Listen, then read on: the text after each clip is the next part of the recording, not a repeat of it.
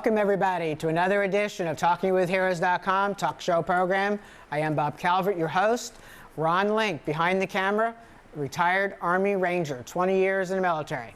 And it's www.talkingwithheroes.com. Our online news site is thankyouforyourservice.us.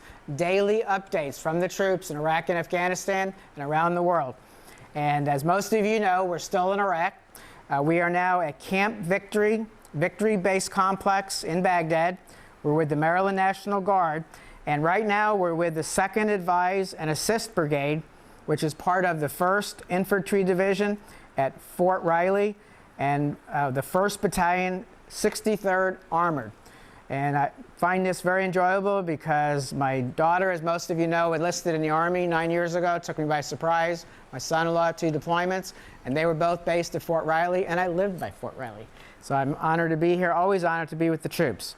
As you can see on film, we have a bunch of soldiers here, and they're each going to tell you a little bit about themselves. And this young lady here actually called in on our talk show earlier this year, right?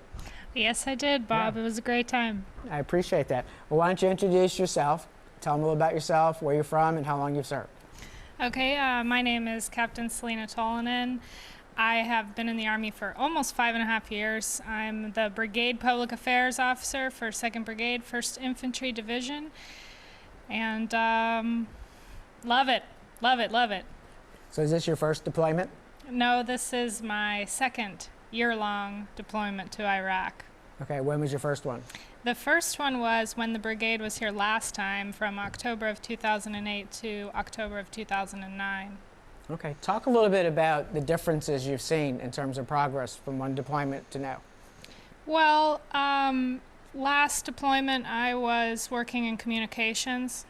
So this deployment I'm working in public affairs, and I definitely see more of the mission this deployment, seeing all the stories that come through about advising and training the Iraqis and really helping them take more control over their country. And from talking to people who were here deployed during OIF 1 to now, you can definitely see the difference in both the U.S. mission and how the Iraqis are doing. Okay, and we're actually going on a mission with you, right? With your soldiers? Yes, okay. You are. Great, it's going to be fun. But I can't tell you about it or I'll have to kill you. Okay, I won't say anything either then. We didn't say anything, folks. Okay, and so describe what you do more like as a public affairs person. Actually, Brigade Public Affairs Officer. Mm-hmm. What we do is we have a formation, a very large formation of approximately 3,500 soldiers. And within that formation, we have 6 battalion-sized elements. And each battalion has their own public affairs rep, and they send up stories, photos to us, and then we shoot them up higher, and then they get distributed to media outlets all across the country. And we also facilitate media engagements like this one to make sure that the soldier's story gets out above everything else. Right. Okay, that's great. Talk about care packages, because you're kind of like over the brigade, so you probably see things in maybe a little bigger picture. How have the care packages been coming here to the soldiers? People send so much stuff here. I think we can all say definitely we're always getting care packages. And you can tell when one person will send 20 because they're all set up in one location and people just go and pick and choose what they need or what they like from them. And so the support that the troops have been getting, I would say, has been fantastic from the American public, even sometimes more than we need as far as care packages. Do you get any particular organizations that are sending that you can remember? Or I know you get a lot. No, not that I can think of off the top of my head. We just, we do a show with a nice lady named Judy Burns. She hosts a show on Stardust Radio called United We Roll. United We Roll. And she sends stuff to us to disperse, mainly cookies, which are bad because then we all eat them like in a day. But I see care packages everywhere. So there's organization. There might be one person in the unit that knows somebody in an organization, and then that organization sends 30 care packages. Yeah. Jeff at Stardust Radio does a great job. Jeff in Iowa. I was on his network for about 4 years. Oh, when really? I had my audio program. Now, of course, I come over here. Yeah, they've been fantastic, and we've had we do an interview every week with them. Yep, It's always someone new. Yeah, he was one of the first to come on the air years ago in the very beginning to support the troops like this. Good. Yep, they've been great. That's good. Well, I'm glad that came out because good people there. They are. Okay. Look at the camera. Would you like to give a shout out to some family and friends back home?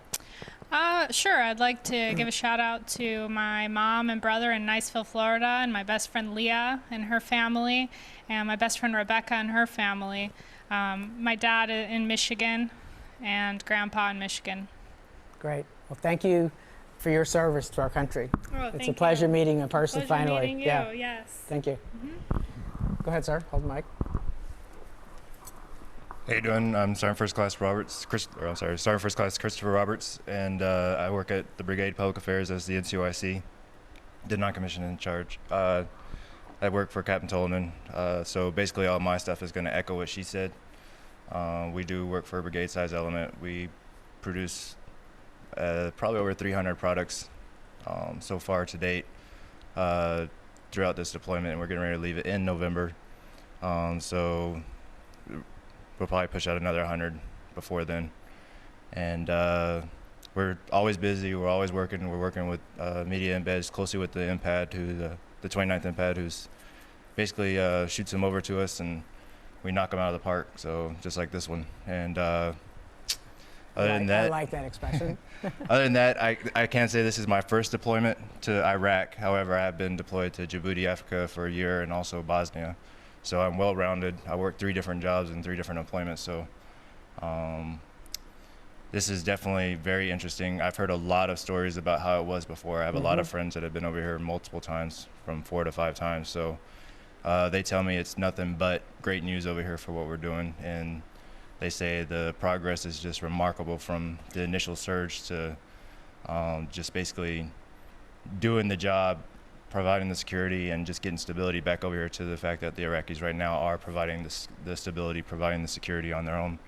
And we just basically advise and assist those, the Iraqi security forces as they do their patrols and anything else that comes out through the IAs and the ISF departments. So other than that. Okay. You're in an interesting area here, though, with the palace and all these buildings that Saddam built, and you're using them all.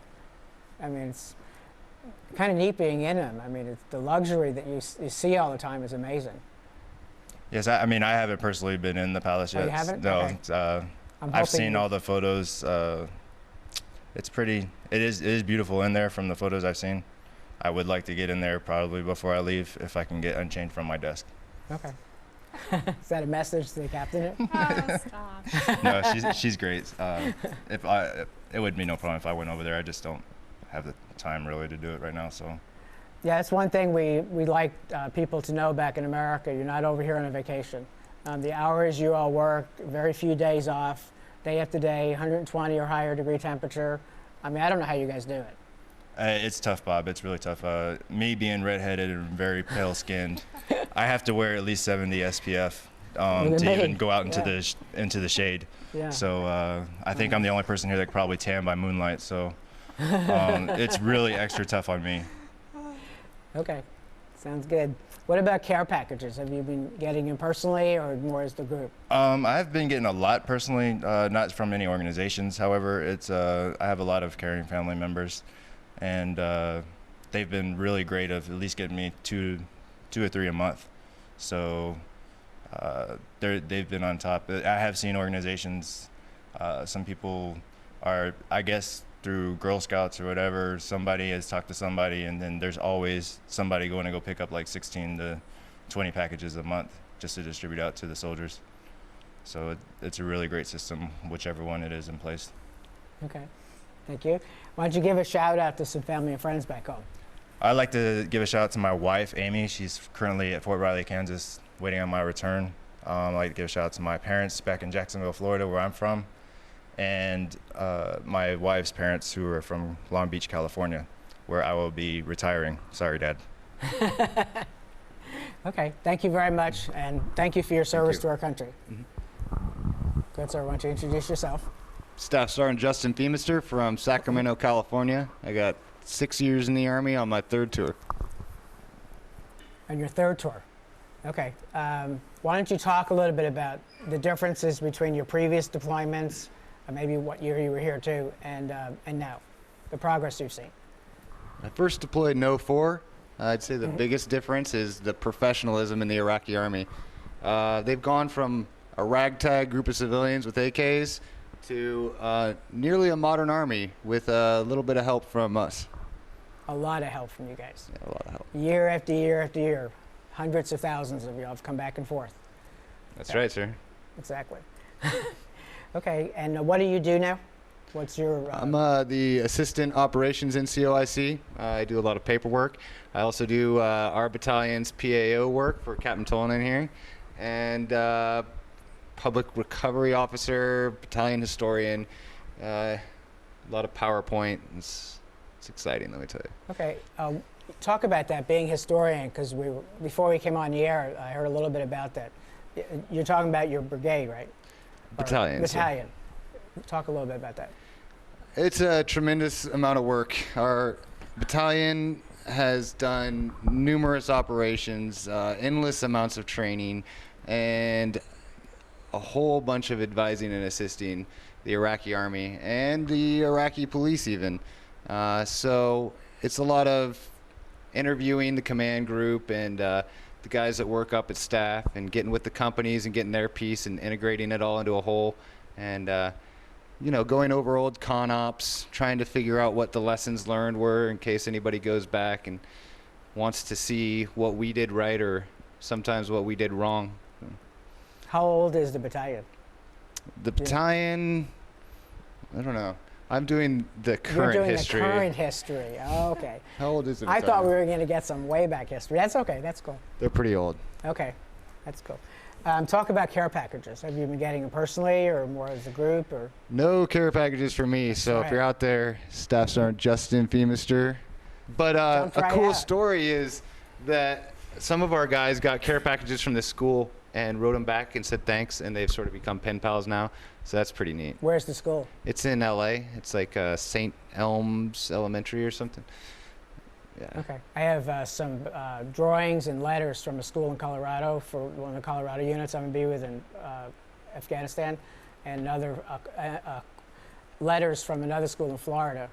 My good friend Barbara Oldham, she has her own support group, but her 2 children went in and convinced the other children. It was easy. So it's fun.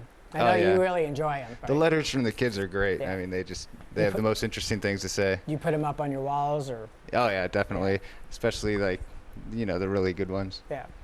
Great. Okay. Would you Thanks like- for killing all the bad guys for us. They've had something like that? Oh yeah. Okay. Why don't you give a shout out to some family and friends back home? Sure. I'll give a shout out to my wife and kids. Hope to see you soon.